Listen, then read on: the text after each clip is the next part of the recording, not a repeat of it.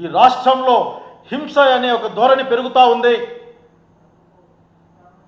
మాటలతోనో సంప్రదింపులతోనో జరగాల్సిన పనులు చివరికి హత్యల దాకా కొట్టుకుని ఈరోజు మా అనంతపురం జిల్లాలో చూశాను. ఆఖరి బాబు ఇద్దరు రైతుని ఒక ఫ్యామిలీని కొట్టిపడేశారు. అక్కడికక్కడ పెరుగుతూ ఉంది.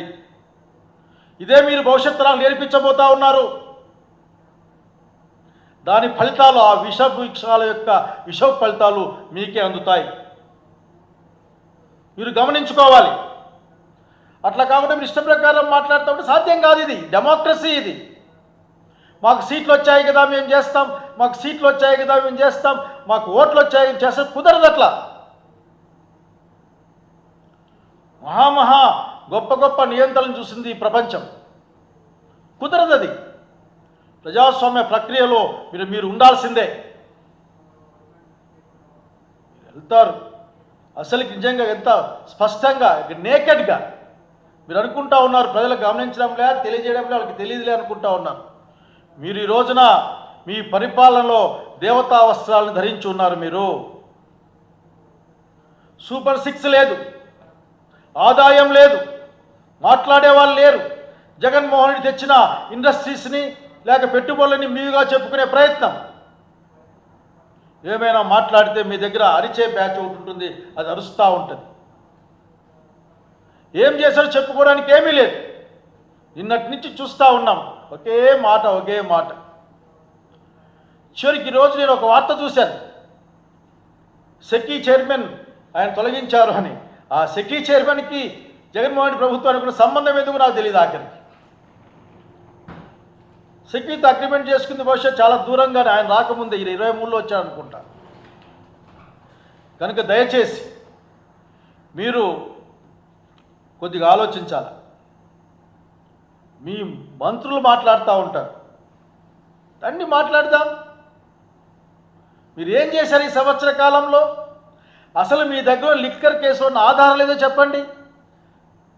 ఎవరు ఏ విధంగా కంప్లైంట్ చేశారో చెప్పండి. ఇదే కంప్లైంట్తోనే కదా మీరు సీసీఐకి పంపించింది.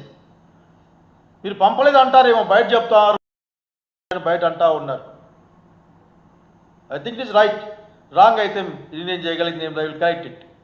మరి వాళ్ళు చేసిన ఆరోపణలతో ఇక్కడ పోయింది, అక్కడ క్లియర్ చిట్ ఉంది, అక్కడికి ఏం లేదు ఇక్కడ. అసలు జగన్మోహన్ రెడ్డి గారు ఈ లిక్కర్ కేసులో ఎక్కడ సంతకం పెట్టారా? మాట్లాడారా?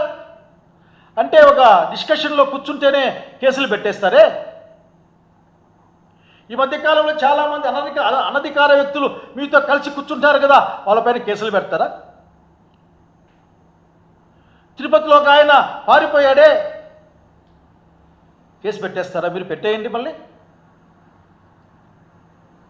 కనుక ఇది ఎవరినో భయప్రాంతులు చేసి ఒక భయాన్ని క్రియేట్ చేసి రాజ్యాన్ని పరిపాలిద్దాం లేక అధికారాన్ని ఆపుకుందాం అంటే కుదరదు. మీరు చెప్పినవన్నీ డొల్లం మాటలు అర్థమైపోయింది. మీరు కేవలం ఎన్నికల్లో గెలవడం కోసం మాత్రమే, అధికారం కోసం మీరు ఏమైనా మాట్లాడతారని మరొక్కసారి నిరూపితమైంది. మీ ఐఏఎస్ ఆఫీసర్లు బహుశా ఫస్ట్ టైం మీ హయాంలోనే మీ ఐఏ ఆఫీసర్లు వేరే ఐఏఎస్ ఆఫీసర్లు ఐపీఎస్లో డిమార్కేషన్ వచ్చింది. చాలా దురదృష్టకరం. బహుశా మీ యొక్క యాటిట్యూడు లేకపోతే మీరు చేసే ఈ విష బీజాల యొక్క ఆ ఫలితం, ఆ విష ఫలాలని మీ చుట్టుపక్కల ఉన్న వాళ్ళు మిమ్మల్ని ఇప్పటికీ దాన్ని లేక మీరు వాడుతున్నారో వాళ్ళు మిమ్మల్ని వాడుతున్నారో మొత్తం మీద వాడేవాళ్ళు కూడా అనుభవించాల్సి వస్తుంది. ఇందులో ఏమీ లేదు. మీరు ఎదుగుతూ ఉన్నారు. ఎంత తమాషగా ఉందంటే మీరు కంక్లూజన్కి వచ్చేసి ఆ కంక్లూజన్ కోసం మీరు కారణాలు వెతికే పరిస్థితి. మీరు ఏందో మీకేం కావాలో బుర్రలో పెట్టుకొని దానికోసం వెతుక్కొని కరెక్ట్ సమాధానాలు ఇవ్వలేదని ఒక మాట. కరెక్ట్ సమాధానం అంటే ఏందో స్లిప్ ఇవ్వచ్చు కదా పాపం వాళ్ళకి వచ్చిన వాళ్ళకి, ఇవే చెప్పండి మీరు అని. కనుక అసలు లిక్కర్ స్కామ్ ఏదో చెప్పాం కదా అప్పట్లో మీరే. ఈరోజు జరుగుతున్న పరిస్థితి గమనించండి. మీరు ఇబ్బంది ఏం లేదు, చిన్న విషయం, ఎక్కువ దూరం పోతండి.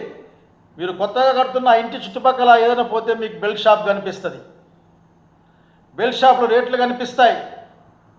ఆ షాపు ఎవరి పేరుతో ఉందో తెలుస్తుంది, ఆ షాపులు ఏ విధంగా వచ్చాయో తెలుస్తుంది, ఆ షాపులు ఎంత ప్రజాస్వామ్యయుతంగా పేర్లకు వచ్చాయో తెలుస్తుంది.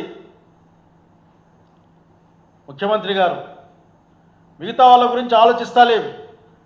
ముఖ్యమంత్రి స్థానంలో కూర్చున్న మీరు రాగద్వేషాలకు అతీతంగా రాజ్యాన్ని పరిపాలించాలి, రాష్ట్రాన్ని పరిపాలించాలి. మీరు రాగద్వేషాలకు అతీతంగా కాకుండా ఏం మాట్లాడరు. మీరు అసలు ఆశ్చర్యం వేస్తుంది. అసలు ఏం చంద్రబాబు నాయుడు గారు పాపం అని ఏంది ఇదే అసలు ఇట్లా మాట్లాడుతున్నాడే. కనుక ఈ రోజున సుప్రీంకోర్టు స్పష్టంగా చెప్పిన నేపథ్యంలో సిసిఐ కొట్టేసిన ఒక కేసుని ఒక సిట్లో నేను ఉండలేనని చెప్పి ఒక ఐపీఎస్ ఆఫీసర్ పోతే అయినప్పటికీ మీరు దాన్ని కొనసాగించే క్రమంలో దాన్ని ముందు తీసుకెళ్ళడం, ఇవన్నీ కూడా ప్రజాస్వామ్యంలో హర్షణీయం కాదన్న సంగతి తెలియజేస్తూ ఉన్నాం. నిజంగా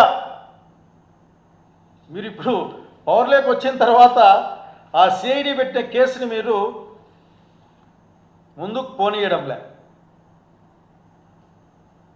బాబు గారు మిమ్మల్ని గుర్తు చేస్తాను, అట్లాగే సంబంధిత అధికారులకు గుర్తు చేస్తూ ఉన్నా. ఆ కేసు ముందుకు పోవడంలే. చాలా ఆధారాలు ఉన్నాయి. Note to copy to PS to CM సంతకం పెట్టిన నాటి మంత్రి డిజిటల్గా మీరు అప్రూవ్ చేశారని చెప్తున్న ఆ రోజు విషయం, అట్లాగే మాఫీ చేసిన దాదాపు 1300 కోట్ల రూపాయల ప్రివిలేజ్ ఫీజ్, అట్లాగే ఇంట్రడ్యూస్ చేసిన అనేకమైన కొత్త బ్రాండ్ల గుర్తులేవు, బ్రాండ్లు ఏంటో అని 2-3 గుర్తున్నాయి అంతే. అట్లాగే డిస్టిలరీలకు పర్మిషన్ ఇచ్చింది మీరే అన్న సంగతి కూడా గుర్తు చేస్తూ ఉన్నాను. డిస్టిలరీలకు పర్మిషన్ ఇస్తే ఏమన్నా వస్తుందో తెలియదు, కానీ డిస్టిలరీలు ఇకపోతే ఏమొస్తుందో మీరు చెప్పాలి. మీ మనసులో ఉన్న దురుద్దేశం ఏంటంటే రాజకీయంగా జగన్మోహన్ రెడ్డిని ఎదుర్కోలేక, ప్రజల్లో జగన్మోహన్ రెడ్డికి పెరుగుతున్న ఆదరణ, ప్రజల యొక్క ప్రేమను చూసి తట్టుకోలేక, దాన్ని అడ్డుకోవడం చేతగాక, ప్రజాస్వామ్య పద్ధతిగా ముందుకు రావడానికి మీకు ఏమాత్రం అవకాశం లేక, దాన్ని ఓర్వలేకనే మాట కాదు కానీ దాన్ని చూసి భయపడుతూ ఈ కార్యక్రమం చేస్తూ ఉన్నారు. మీ యొక్క ప్రతి చర్యను కూడా వైసీపీ కార్యకర్త గమనిస్తూ ఉన్నాడు. మీరు వేసిన లేక మీరు భయపెడదామనుకున్న ప్రతి అంశం కూడా తేలిపోయింది. అంశం అది. వైసీపీ కార్యకర్త ఈ రోజున భయపడడానికి సిద్ధంగా లేడు. ప్రజాస్వామ్యబద్ధంగా చట్టానికి లోబడే ఏ విధంగా రక్షించుకోవాలో పార్టీని, ప్రజల్ని అని ఆలోచిస్తూ ఉన్నాడు. దీన్ని గమనించమని కోరుతా ఉన్నాం. ఇప్పటికైనా మునిగిపోయింది లేదు. కక్షపూరిత రాజకీయాలకు మీరు ఆపేసేయండి. ఇది మంచిది కాదు. ఏదైనా సరే మనం ఏమిస్తే అదే ఎదిక్కి వస్తుంది. బాబు గారు ఈ మాట చాలాసార్లు మన అయ్యవార్లు మనకు చెప్పినారు. మనం ఏమిస్తే అది మనకు వస్తుంది తిరిగి. దయచేసి అర్థం చేసుకోమని కోరుకుంటూ, విచక్షణతో కూడిన ప్రజలకు మేలు చేసే విధంగా, ప్రజల జీవితాలని బాగు చేసే విధంగా, ప్రజల జీవితాలు శాంతి భద్రతలతో సుఖంగా ఉండే విధంగా ఏ విధంగా ఉండాలి అనే విషయాన్ని మీ ముందు సీఎంలతో కూడా, మీ సీనియర్లతో చర్చించి నిర్ణయం తీసుకోమని కోరుకుంటూ, నేను లేని వాటిని మీద టైం తీసుకోవద్దండి. ఏమీ కాదు, కొద్ది రోజులు ఇబ్బంది పెట్టచ్చు కాక, మీరు ఇబ్బంది పెడితే, లేక కొద్ది రోజులు మిగతా పనులు మానేసి ఈ పనుల గురించి ఆలోచించాల్సి రావచ్చు కాక, అంతేగాని అంతకుమించి ఏమి ఉండదనే విషయాన్ని మీకు గుర్తు చేస్తూ ఉన్నా. నిజంగానే please give direct instructions to your CID department. ఎందుకంటే మీ యొక్క సచ్చీలత నిరూపించుకోవడం కోసం ఆ సిఐడి పెట్టిన కేసుని ముందుకు తీసుకెళ్ళాలి. జనంకు అర్థమవుతుంది. జనంకు బాగా అర్థమైంది మీ యొక్క పెంచిన సారాయి రేట్లు, 20, 30, 40, 50 రూపాయలు పెంచిన సిండికేట్ రేట్లు, ఒకే పార్టీకి సంబంధించిన వాళ్ళకి ఎక్కువ వచ్చిన మద్యం షాపులు, అట్లాగే ఊరూరున వాడవాడిన ఉన్న జీవితాలు నాశనం చేస్తున్న బెల్ట్ షాపులు. బెల్ట్ షాపులు లేని కాలం ఎక్కడ? ప్రైవేట్ వాళ్ళ ఇన్వాల్వ్మెంట్ లేని కాలం ఎక్కడ? కాబట్టి దయచేసి లిక్కర్ స్కామ్ అనే మాటకి అర్థం మీ దగ్గర నుంచి వెతుక్కోవాలని మిమ్మల్ని నేను కోరుకుంటా ఉన్నా. ఈ రాష్ట్రం ప్రజాస్వామ్యబద్ధమైన పరిపాలన కోరుకుంటా ఉంది. Subscribe to Social TV Telugu for more videos. Hit the bell icon for faster updates.